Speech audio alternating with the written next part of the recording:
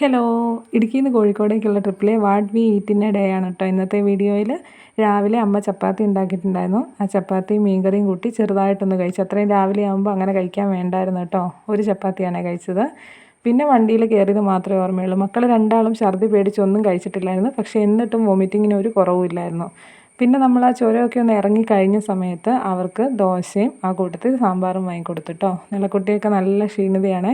ദോശയൊക്കെ കഴിച്ച് കഴിഞ്ഞ് മക്കൾ നന്നായിട്ട് മയങ്ങി. വഴിനീളം മഴയുണ്ടായിരുന്നേ. നമ്മൾ ഹോട്ടലിൽ നിന്ന് വാങ്ങിയൊരു പലഹാരമാണ് ഇത്. ഇടയ്ക്ക് ഇതും കഴിച്ചിട്ടോ.